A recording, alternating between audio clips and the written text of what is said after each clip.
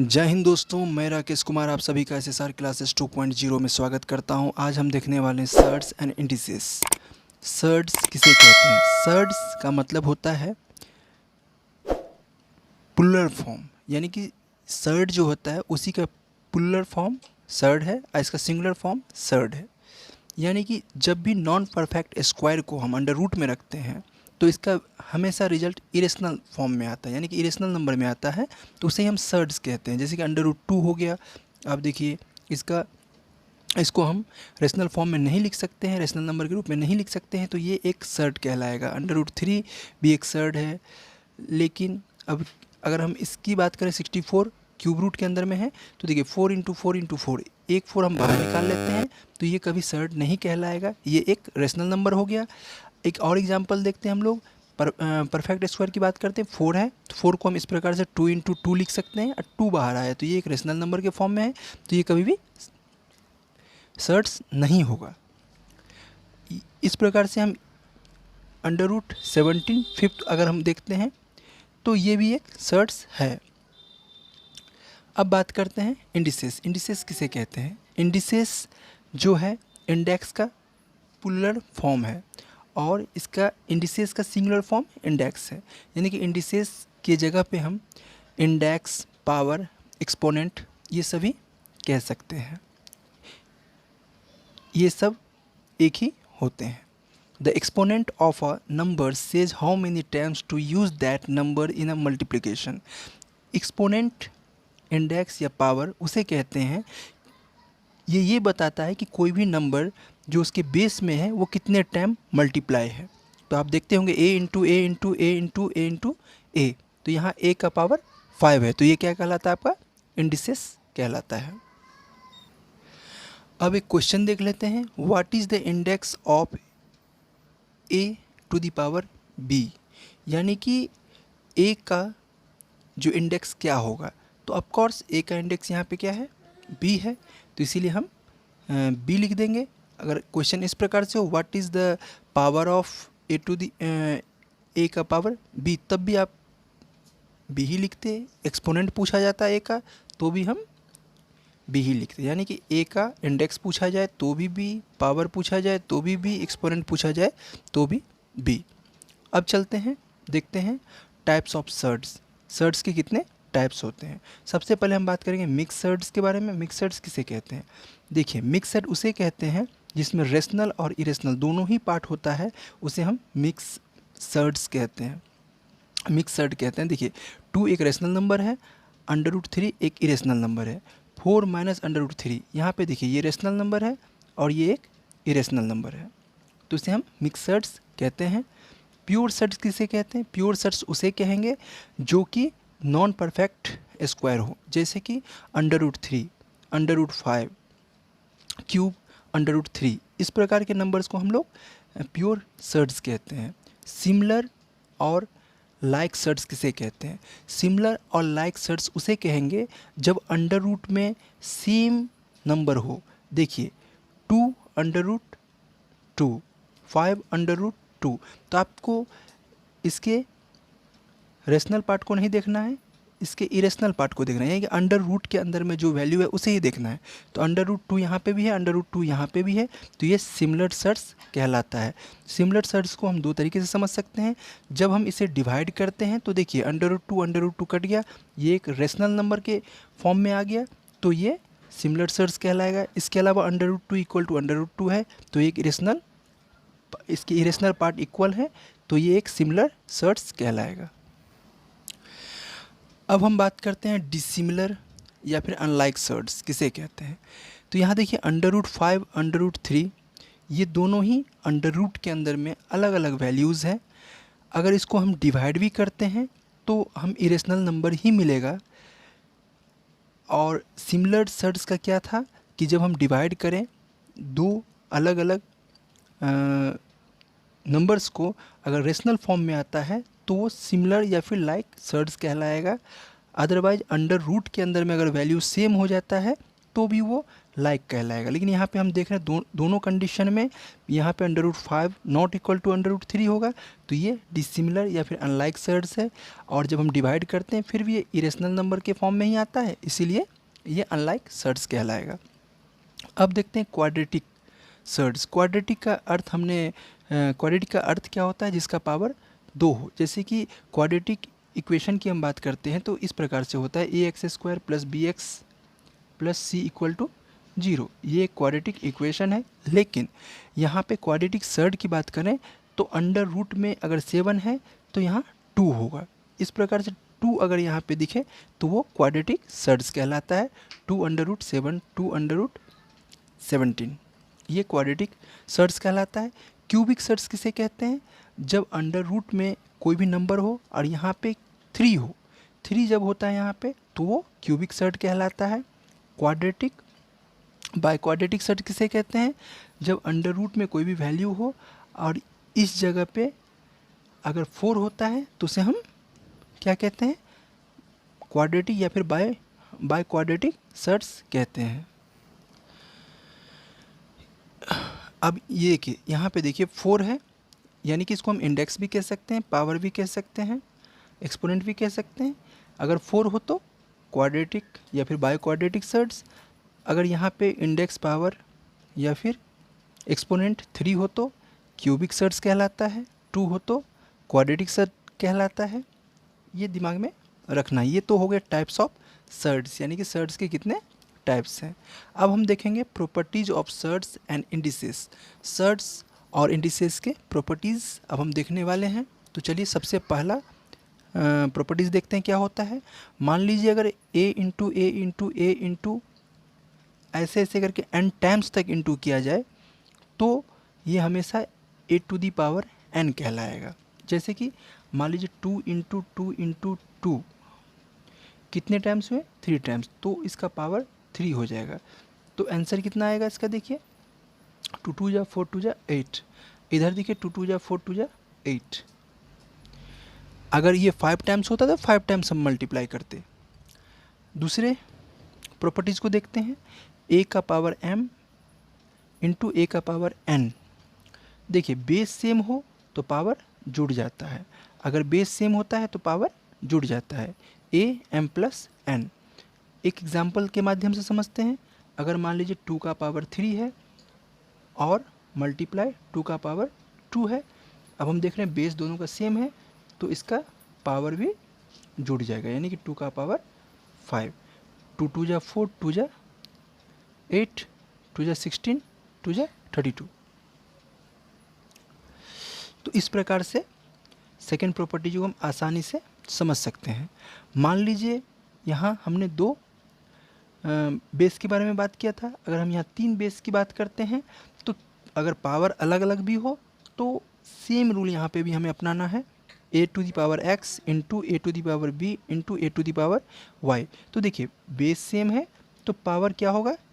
Add हो जाएगा, x + b + y। ये आपके पूरे पावर्स हो गए। अब बात करते हैं, अगर मान लीजिए a⁴p into a⁴q into a⁴r into a⁴z हो, यानी कि 1 2 3 4। अब देखिए इन सभी का पावर कितना है? p + q + r + z। तो इस प्रकार से हम आसानी से किसी भी अलग अलग नंबर्स का निकाल सकते हैं। अब आते हैं प्रॉपर्टीज़ नंबर 3 पे। देखिए अगर पावर सेम हो और बेस अलग हो तब क्या होगा? जब पावर सेम हो बेस अलग हो तो हम उसको इस प्रकार से लिख सकते हैं। जैसे कि एक एग्जांपल के माध्यम से चलिए समझते हैं। 2 का पावर 3 है और 3 का पावर 3 है, तो हम इसे क्या करेंगे? 2 × 3 का पावर 3, यानी कि 3 2 जा 6 हो गया और उसका पावर क्या है? 3 है। तो अब देखिए हम क्या करेंगे इसे?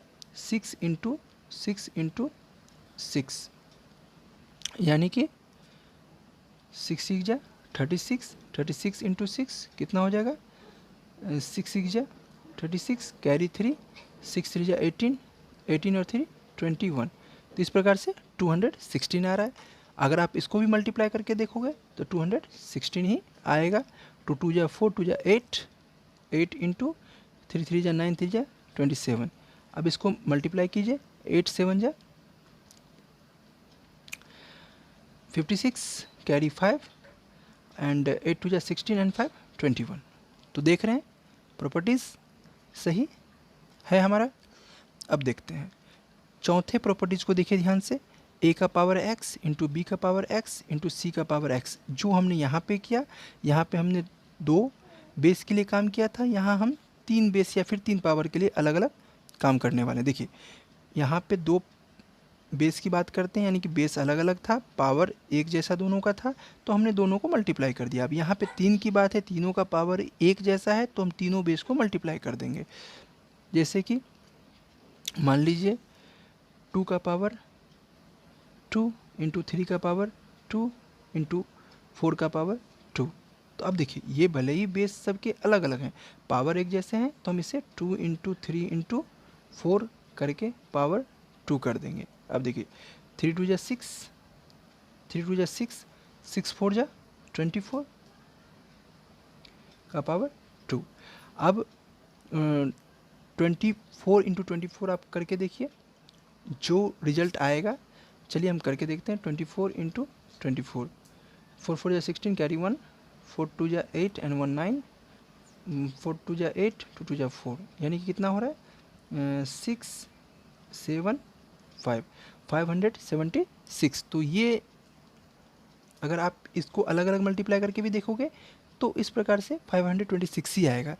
तो चाहे बेस 2 हो, 3 हो, यानी कि 2 हो, 3 हो या ज़्यादा हो, सबके पावर अगर एक जैसे हैं तो सबको हम इस प्रकार से मल्टीप्लाई करके सॉल्व आसानी से कर सकते हैं। अब देखते हैं अगर मान लीजिए किसी भी बेस का पावर माइनस में हो तो हम क्या कर सकते हैं। तो उसको हम एक्सपोनेंट कर दें, मैं एक्सपोनेंट बोल रहा हूँ, रेसिप्रोकल कर देंगे, यानी कि 1 अपॉन में उसको लिख देंगे माइनस हटा के। जैसे कि 1 upon a to the power n लिख देंगे। यहाँ पे क्या था, a to the power minus n equal to 1 upon a to the power n, यानी कि नीचे में आते ही ये निगेटिव जो है पॉजिटिव हो जाएगा। एक एग्जांपल के माध्यम से हम इसे समझने की कोशिश करते हैं। मान लीजिए 2 का पावर -3 है, तो इसे हम सॉल्व कैसे करेंगे।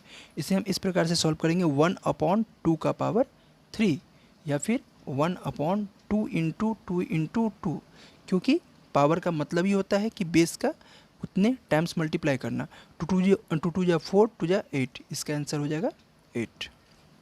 अब देखिए अगर मान लीजिए a का पावर m है और उसका पावर n है, तो हम क्या करेंगे, दोनों पावर को मल्टीप्लाई कर देंगे। चलिए इसे भी एक एग्जांपल के माध्यम से समझने की कोशिश करते हैं। अगर मान लीजिए 2 का पावर 3 है और उसका पावर 4 है, तो हम क्या करेंगे, 2 का पावर 3 इंटू 4, यानी कि 2 का पावर 12। अब 2 को 12 टाइम्स मल्टीप्लाई करके आप उसका रिजल्ट निकाल सकते हैं। सेम इस प्रॉपर्टीज़ को ही यहाँ पे दिखा दिया गया है कि a का पावर m है और उसका पावर n है, तो m जो है n टाइम्स तक मल्टीप्लाई होता रहेगा। जैसे मान लीजिए 2 का पावर 3 है और इसका पावर n है, तो हम इस प्रकार से लिख सकते हैं 2 3 इंटू 3 इंटू 3 इंटू इस प्रकार से n टाइम्स तक। अब देखते हैं अगर a अपॉन b का पावर m हो, तो हम इसको सेपरेटली a का पावर m और b का पावर m लिख सकते हैं।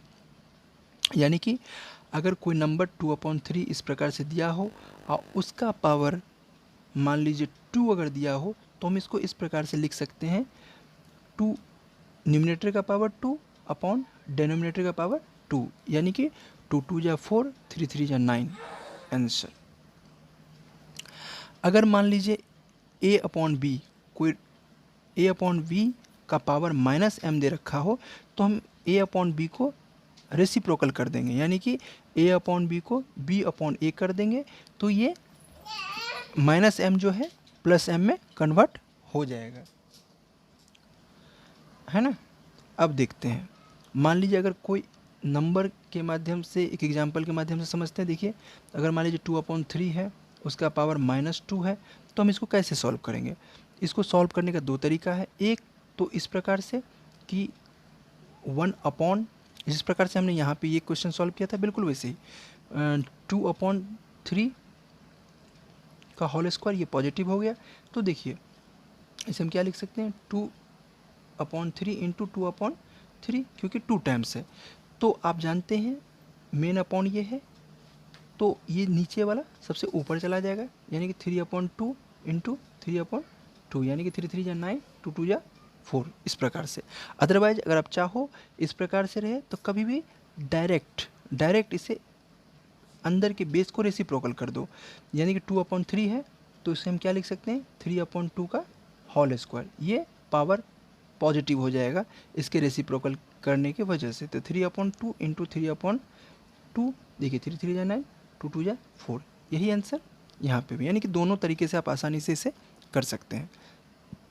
अब एक चीज़ बहुत ही इंपॉर्टेंट है, कई कम्पिटिटिव एग्जामिनेशन में भी इस प्रकार के क्वेश्चन देखने को मिलते हैं कि अगर मान लीजिए कोई वेरिएबल हो, कांस्टेंट हो का पावर अगर 0 होता है तो वैल्यू हमेशा 1 होता है। ये हमेशा याद रखें। मान लीजिए x⁻0 0 है तो वैल्यू यहाँ पे 1 आ रहा है। अगर 200 होता है इसका पावर 0 होता तो भी 1 ही आता। 300 होता है इसका पावर अगर 0 होता तो भी 1 ही आता। या कितना भी बड़ा नंबर क्यों ना हो, उसका पावर अगर 0 हो तो वैल्यू हमेशा 1 ही होता है। अब देखिए यहाँ पे a का पावर 1/n है, तो हम इसको अंडर रूट, यानी कि पावर को हम इस तरीके से दिखा सकते हैं, n√a। ये n जो है इंडेक्स है, पावर है, एक्सपोनेंट है, जो भी आप कह लीजिए। एक एग्जांपल के माध्यम से समझते हैं। अगर मान लीजिए 3 का पावर 1/2 हो तो हम इसको इस प्रकार से दिखा सकते हैं, 2√3। या फिर 5 का पावर 1/3 हो तो हम इसको इस प्रकार से दिखा सकते हैं, 5, यानी कि क्यूब रूट के फॉर्म में आ रहा है ये। अब चलिए एक और प्रॉपर्टीज़ को देखते हैं। अगर मान लीजिए n√a है का पावर n है तो हम इसे क्या कर सकते हैं, अंडर रूट का मतलब होता है 1/, यानी कि ये पावर तो इसका ऑलरेडी n है, ये n जो है 1/n के रूप में हम यहाँ पे लिखते हैं, तो n से n कैंसिल आउट हो गया, तो ये आपका रिजल्ट हो गया। तो ये भी कई बार इसका इस प्रकार के क्वेश्चन हम देखते हैं। मान लीजिए अगर इस प्रकार से क्वेश्चन है 2√3 का पावर 2, तो हम इस प्रकार से इसको सॉल्व कर सकते हैं कि 3, ये 2 तो पावर में रहेगा ही, और ये जो 2 है इसके मल्टीपल में 1/, में आ जाएगा, और ये 2 से 2 कैंसिल आउट हो गया, तो आप देख रहे हैं 3 इसका आंसर आएगा। अब देखिए अगर मान लीजिए x और y अगर इस प्रकार से लिखा हुआ हो तो इसे कई बार रेडिकेंट, मतलब इस प्रकार से अगर रेडिकेंट कहा जाए तो कंफ्यूज होने की ज़रूरत नहीं है। इसको इंडेक्स, पावर, एक्सपोनेंट कहते हैं, मैंने ऊपर में भी डिस्कस किया है इसके बारे में। इसको रेडिकल सिंबल कहते हैं, ये जो स्क्वायर रूट का सिंबल है, अंडर रूट y है तो अंडर रूट y, यानी कि y को हम रेडिकेंट कहेंगे, ये जो सिंबल है उसको हम रेडिकल सिंबल कहते हैं, और यहाँ पे जो भी नंबर रहता है उसे हम इंडेक्स या फिर पावर कहते हैं। अब देखिए radicals is any number which come, not है दिमाग में रखने के लिए कि radicals is any number which comes under the root. Radicals कोई भी नंबर जो अंडर रूट में आता है वो रेडिकल्स कहलाता है, चाहे वो अंडर रूट 4 हो, अंडर रूट 16 हो, ये सभी रेडिकल्स कहलाएंगे। लेकिन सर्ड्स क्या होता है, देखिए surds is the real irrational radicals. Real irrational radicals इसको इसीलिए कहा गया क्योंकि ये नॉन परफेक्ट स्क्वायर होंगे। ये आप देख रहे होंगे कि अंडर रूट 2 जो है इरेशनल नंबर हमेशा रिजल्ट में देता है, यानी कि अंडर रूट 2 जो एक इरेशनल नंबर है, अंडर रूट 3 एक इरेशनल नंबर है, अंडर रूट 5 एक इरेशनल नंबर है, और रेडिकल्स जो है वो रेशनल नंबर भी हो सकते हैं, लेकिन सर्ट्स जो है हमेशा इरेशनल नंबर ही होगा। तो ये बात को दिमाग में रखें कि रेडिकल्स और सर्ट्स में क्या डिफरेंट है।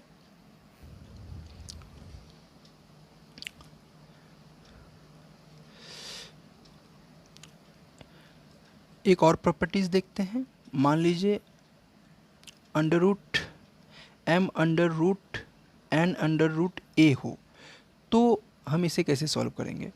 देखिए एक n अंडर रूट ए है तो इसको तो हम a का पावर 1/n लिख दिए। इसी प्रकार से m अंडर रूट ये टोटल है तो उसके पावर में 1/m हमने लिख दिया। पावर का पावर अगर हो तो उसे हम दोनों को मल्टीप्लाई करते हैं, ऊपर में हमने डिस्कस किया है। तो देखिए a 1/m इंटू n यानी कि mn, और इस चीज़ को ही हम mn अंडर रूट ए के रूप में भी लिख सकते हैं। ये भी एक प्रॉपर्टी है, दिमाग में रखिए। अब चलिए एडिंग एंड सब्ट्रैक्टिंग रेडिकल्स। देखिए 3 under root 2 plus 5 under root 2, अगर हम इसे ऐड करते हैं, ये देखिए सिमिलर है ना, सिमिलर हो तभी ये हो सकता है, सिमिलर हो तभी, यानी कि अंडर रूट में अगर सेम वैल्यू हो तभी हम इसे ऐड कर सकते हैं। तो देखिए 3 under root 2 plus 5 under root 2 कितना हो जाएगा, 8 अंडर रूट 2। अगर मान लीजिए 2 under root 3 minus 3 under root 3 है, तो आप क्या देख रहे हैं, 3 अंडर रूट 3 से 2 अंडर रूट 3 माइनस होगा, तो माइनस अंडर रूट 3 बचेगा। जैसे हम एडिशन और सब्ट्रैक्शन करते हैं बिल्कुल वैसे ही करना है, लेकिन ध्यान क्या रखना है कि अंडर रूट में सेम वैल्यू होना चाहिए, अदरवाइज फिर हम इसे ऐड और सब्ट्रैक्ट नहीं कर सकते हैं। मुझे लगता है कि सर्ड्स और इंडिसेस के बारे में आपने समझा और आप सभी को इन चीज़ों के बारे में समझ आ गया होगा। अगर आपको ये वीडियो अच्छा लगता है तो लाइक करें और चैनल को सब्सक्राइब करें। तब तक के लिए जय हिंद,